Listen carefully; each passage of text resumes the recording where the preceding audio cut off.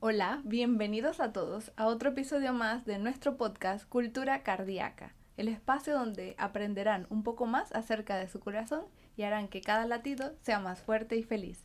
El día de hoy tenemos a nuestras invitadas, la doctora Gloria O'Neill y la doctora Carolina Vega. ¿Cómo están, chicas? Súper emocionada. Bien, Ana, contenta de estar aquí con el público nuevamente. Excelente. El día de hoy vamos a tratar una patología muy importante, quizás no tan prevalente y a veces subdiagnosticada, que es la miocardiopatía hipertrófica. A ver, cuéntame Carolina y Gloria, ¿cómo podemos sospechar, detectar la miocardiopatía hipertrófica? Bueno, empiezo diciendo que este es uno de mis temas favoritos de la cardiología y realmente no es que esté que no sea tan prevalente. Incluso las nuevas guías se hicieron para justamente tratar de captar mayor paciente. En general, 1 de cada 500 personas pueden tener miocardiopatía hipertrófica. El estado está que muchas veces son subdiagnosticados o pensamos o vivimos creyendo que son muy infrecuentes esta enfermedad. Pero estos pacientes los hemos captado en nuestra institución a nivel en Panamá. Hay pacientes con miocardiopatía hipertrófica y los síntomas, el detalle está es que son muy floridos y son muy parecidos a otras patologías. Por ejemplo, un paciente con miocardiopatía hipertrófica, entre los síntomas principales, el paciente puede cursar con disnea, igual que un paciente con falla cardíaca, dolor torácico, angina, palpitaciones. Y claro está, siempre la muerte súbita es uno de los síntomas que puede ser el inicio de la enfermedad, el debut de la enfermedad, una muerte súbita. Sí, bueno, algo bien importante también que me gustaría mencionar es que toda la población, ya sea joven o adulta, mayor, necesita al menos una evaluación por cardiología.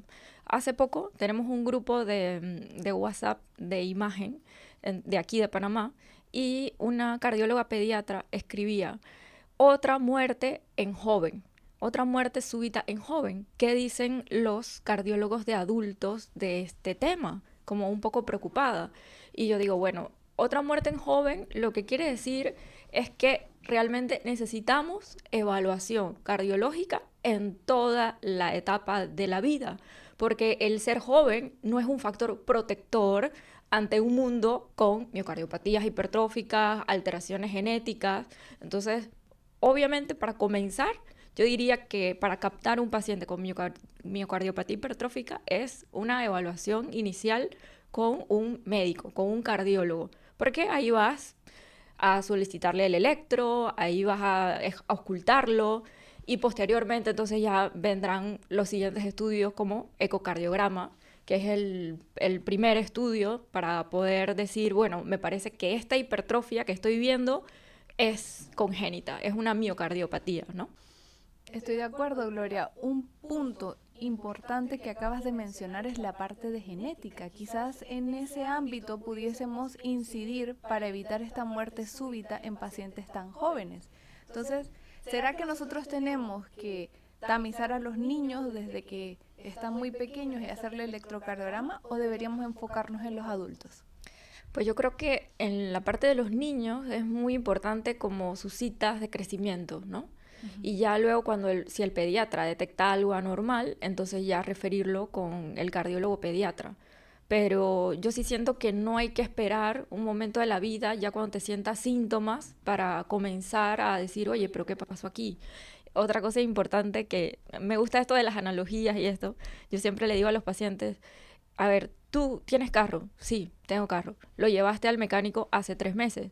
¿Y por qué a tus 50 años, esta es la primera vez que vienes con el cardiólogo? Si tienes el corazón que te acompañó desde que naciste, es tu motor el que te lleva por ahí, tienes que por lo menos, oye, un electrocardiograma, una evaluación, ¿me explico? Entonces sí, definitivamente la parte pediátrica, yo pienso que inicialmente con el pediatra crecimiento y todo lo demás, y si detecta algo, entonces ya referencia a cardiología pediátrica. Uh-huh. Yo creo, Ana, que es importante hacer énfasis en la historia clínica. Uno, a los pacientes, recalcarles que no es normal tener una historia de, he escuchado pacientes y que dicen, mi papá, mi hermano murió, ¿cuántos años tenía? 30. Exacto. Y hasta ahí llegó la investigación. O sea, hemos visto casos que muere alguien haciendo un deporte y ¿qué se hace? No se investiga adecuadamente ese paciente. Incluso cuando un paciente muere súbitamente, está indicado hacer un screening genético y una evaluación cardiológica a todos los familiares. Y eso creo que nos hace que estemos subdiagnosticando a los pacientes. Uno, que nuestros pacientes no reconocen que es anormal que alguien muera tan joven, no se lo informan a sus médicos, pero los médicos tampoco lo estamos preguntando. Un paciente llega a la consulta por hipertensión y ¿cuántas veces un médico le pregunta cuántos familiares ustedes tienen vivos, qué familiar ha fallecido? Ese interrogatorio es importante porque si hay la historia de un familiar que ha muerto súbitamente y que ha muerto joven, ese paciente tiene que ser estudiado de forma adecuada y más compleja. Claro, y el electrocardiograma es la herramienta inicial que nos puede dar la sospecha clínica, seguido de la historia clínica de que ese paciente puede estar presentando esta patología que no es normal y que tiene múltiples etiologías donde nosotros pues debemos indicar pruebas complementarias, como por ejemplo el ecocardiograma, que nos va a aportar mucha información. Sí, y en el ecocardiograma algo bien llamativo. Nosotros tenemos residentes de anestesia rotando siempre con nosotros y cuando estamos ahí mostrándoles los diferentes ecos, yo les digo, mira, esto es una hipertrofia que es de hipertenso. Y hay algunas pistas que te van diciendo, bueno, este paciente, esa hipertrofia es de una patología como hipertensión. Cuando vemos una miocardiopatía hipertrófica, el mismo eco te cuenta todo, ¿no? Y también quería mencionar un caso que tuve hace poco, un señor como de 46 años, me mandan el eco por disnea, o sea, falta de aire, para los que nos están viendo. El señor venía con falta de aire, le hago el eco y lo primero que hago, que en la primera vista me doy cuenta de que tiene una miocardiopatía hipertrófica. Y ya, no seguí más, o sea, me hago un momento para mí y para él, para comentarle. A ver, lo que dice Carolina, a ver, señor, ¿usted ha tenido algún familiar que haya muerto súbitamente? ¿Quién? Su hijita de 5 años. Había muerto en pandemia súbitamente. Y le digo, mira, ¿a ella le hicieron autopsia? Me dice, sí, le hicieron autopsia. Necesito que me traigas qué salió ahí. Y cuando revisamos los papeles de la autopsia, miocardiopatía hipertrófica. Wow. Entonces, definitivamente, la parte esta de preguntar cuántos han muerto en la familia y enlazarlos a todo el primer grado de consanguinidad es muy importante. Es fundamental y además contamos con pruebas y ciertos laboratorios que nos ayudan en hacer el diagnóstico preciso de la etiología de la miocardiopatía hipertrófica. Incluso hay pruebas gratuitas, como bien conocemos, donde hay algunos laboratorios que están investigando los fármacos y parte de la estrategia es ir detectando ciertas poblaciones. Sí, yo creo que es importante reconocer que en Panamá hemos tenido un crecimiento en cuanto a genética. Tenemos grandes profesionales en laboratorios, genetistas, y que estamos trabajando en conjunto justamente para poder dar este manejo a estos pacientes que siempre han existido y que hoy en día pues estamos quizás cambiando el enfoque a la cardiología, dirigiéndonos a la atención de estos grupos de pacientes. Y la población tiene que conocer de que es importante compartir con su médico este tipo de historia. Probablemente para ese paciente que menciona Gloria, la muerte de su hija sí fue un evento trágico, pero no la pudo correlacionar de que pudo haber sido algo con él. Uh-huh. Cuando ese señor debió haber sido orientado y decir, tiene una historia de muerte súbita en la familia. Eso quiere decir que tengo que hacerle electrocardiograma, tengo que hacerle un eco. Si el eco no encuentra hipertrofia, existen otras herramientas, la doctora lo sabrá bien. Tenemos la resonancia cardíaca que nos ayuda, pero siempre seguir en la investigación con este grupo de pacientes, no dejarnos solamente con la duda de qué pasó con ese familiar. Uh-huh. La parte de las pruebas adicionales que hablas, muy importante, sí. La resonancia, yo pienso que quizás tampoco no es como prioritario, porque en nuestro medio tenemos la limitación y todos lo sabemos, de que la resonancia está en 6 meses, qué sé yo. 6 meses es muy poco. Un año, 2 años, venga el otro año, te damos la cita. Entonces, desde el ecocardiograma ya podemos hacer el diagnóstico y podemos ir avanzando, mándalo a genética, mándalo con consejería. Todas esas evaluaciones del riesgo de muerte súbita que tiene el paciente, el cálculo del riesgo que vamos a hacer con ese paciente, lo podemos hacer a partir del ecocardiograma. Y la resonancia, entonces, dejarlo, por ejemplo, para un paciente que no le vi bien las imágenes del eco, que tengo duda, no le veo bien en la punta del corazón, si tiene o no tiene aneurisma. Esa parte de la resonancia quizás nos ayuda bastante ahí en esos O un pacientes. paciente que, por ejemplo, sospechamos que tiene una escara necrótica importante y le Exacto. vamos a poner un desfibrilador y el electrofisiólogo está viendo mucha carga Sí, rítmica. ahí sí es sumamente importante poder cuantificar el realce para poder decir cuánto porcentaje hay, ¿no? Y deberíamos tenerlo en todos los pacientes, pero lo que digo es que la resonancia al final no es como 100% prioritario para hacer un diagnóstico, sino como para aportar más en lo que es el tratamiento y lo que viene, ¿no? Para que sea más Ajá, específico, exacto. exactamente. Sí, como dice Gloria, realmente el score que utilizamos para medir la probabilidad de muerte súbita, son las variables que utiliza son la clínica y las variables ecocardiográficas. Exacto. Entonces, sí, el ecocardiograma y el electrocardiograma son las herramientas clásicas y básicas para un médico orientarse si mi paciente podría tener una miocardiopatía hipertrófica. ¿Y qué le recomiendan a este paciente cuando, por ejemplo, dice que quiere hacer ejercicio? ¿Qué estrategias proponen? Bueno, ese es un punto controversial, porque por muchos años se dio la recomendación de que estos pacientes no deberían hacer ejercicio, ¿no? Principalmente por el miedo de que incrementara el gradiente de obstrucción dinámico y que estos pacientes presentaran muerte súbita durante el ejercicio. Pero hoy en día, hemos visto, recientemente sacó las guías americanas en que cambia ese paradigma del paciente y ahora los ponen según el tipo de meds. Ya incluso los pacientes se puede dar recomendación de una actividad de moderada intensidad, cuando antes se les había prohibido a los pacientes de hipertrófica hacer ejercicio. Me parece que este es un cambio un poquito, va a ser difícil que todos los cardiólogos nos pongamos de acuerdo de qué pacientes les voy a recomendar ejercicio. Y yo creo que está muy influenciado en la parte de que muchos deportistas de alto rendimiento, atletas, han sido diagnosticados con esta patología.